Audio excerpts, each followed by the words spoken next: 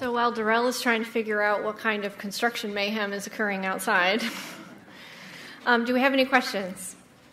Yes. Hi, my name is John Steffen. I'm from Sigma Aldrich, and I have a quick question about altmetrics. Has anyone been able to yet put in like a practical application of a paper recommendation type engine? If this individual looked at these 3 papers, here's 5 more that they might like, or something down that type of line. Is this on? Okay. A lot of journals have done this. We did it for a little while. We did some that were sort of semantically based and some that were user-based. I think the user-based ones saw more clicks. I think one of the big issues, though, is what you hear from researchers is, I have enough to read. Don't give me more to read. I think one of the useful tools that we can build for them in some ways are filtering mechanisms much more so than recommendation mechanisms. Okay, thank you.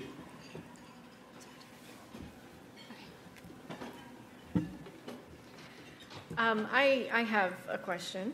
And it's for Emilio. So we talked a little bit this morning about sort of what the society goals are and what a publications department within the society's goals, and that there may actually be a strategy to have 2 different strategies.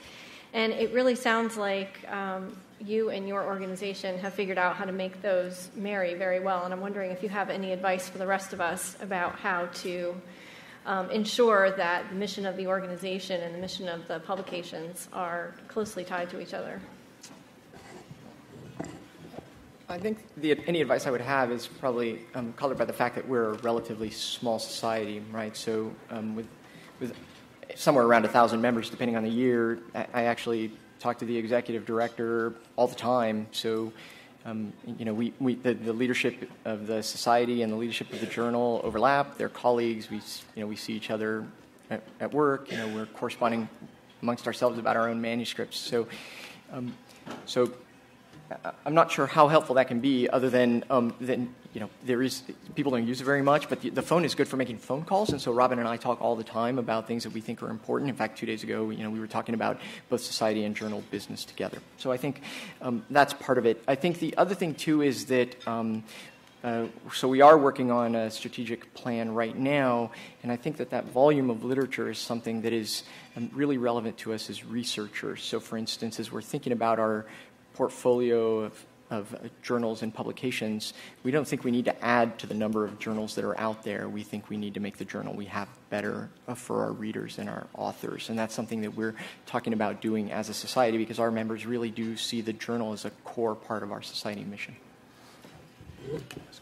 Actually, I had a question for Emilio as well. In the last week or two, there was a sort of mini controversy. A government minister from Liberia said, we found this paper from 1982 that said you might have Ebola there, and but it would have cost $45 for us to download, and our researchers couldn't afford it. So that's the reason why we had this outbreak. And then it actually turns out that the journal in question was part of the Research for Life program. Through Hinari, was made freely available. Liberia is one of the Group A that gets free access to these things. But it was clear that they were not aware of that program or had not signed up for that. So can you talk about how programs like that either are or are not impacting the researchers you work with, and what we can do to help make people more aware of them? Because I think a lot of us go way out of our way to really do the sorts of things you want. This is important. It's impactful. We want to get the research to the developing countries as freely as possible. So can you talk about that? Yeah, absolutely. I learned about some really great things that are being done by publishers, including ours, for our authors and editors this morning. So I think there is definitely an information gap. I will get that information out to our, to our readers and our authors. If it gets to me, if you want to go directly to them, that's fine. But there is definitely an information gap in terms of what's available, some of the services, some of the ways that the publishers would like to go forward.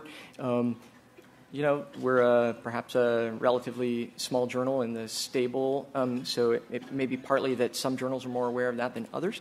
I would say the other thing that would be really useful is that here at the Society Day, I think I'm one of the handful of only of representatives of a society, and I don't know how many editors there are in the room, but I would love it if publishers got together and said, look, let's get the editors of the 15 or 20 journals that are disciplinarily closely related. Let's get them together, make them aware about opportunities.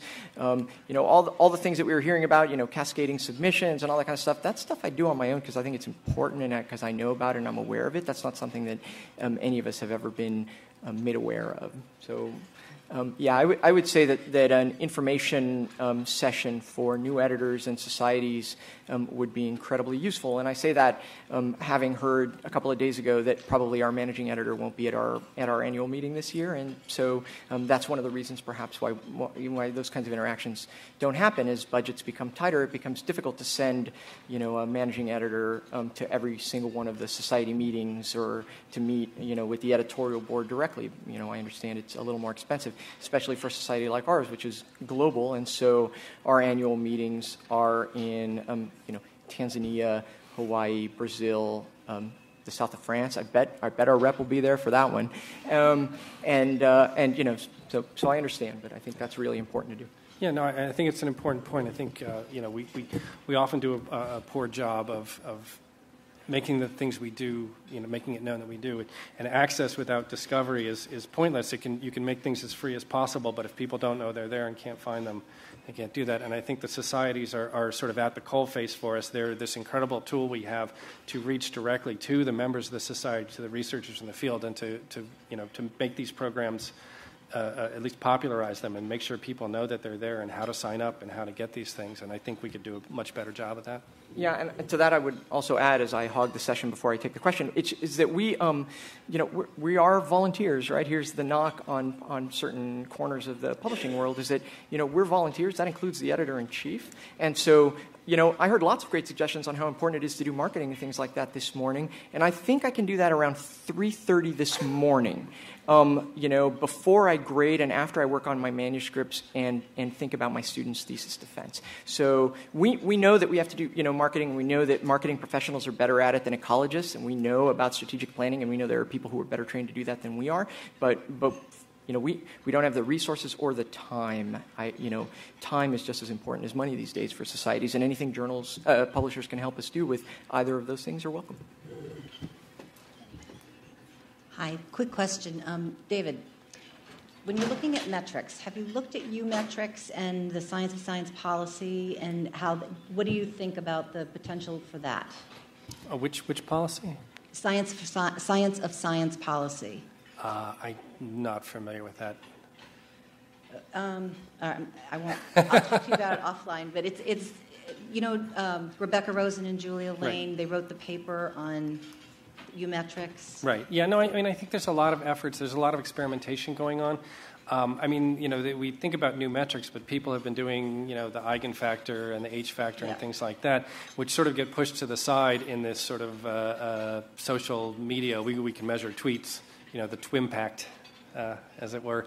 And I think there's still more development. And I think, to me, the having a panel of metrics to look at can tell you a lot of different things. And I think, at the very least, we need to think about things like that rather than I just want one number and I want to put everything on a 1 to 10 scale. I think there's something about humans that we like to rank things. In a journal with a 4.001 impact factor is better than one that's 4.000.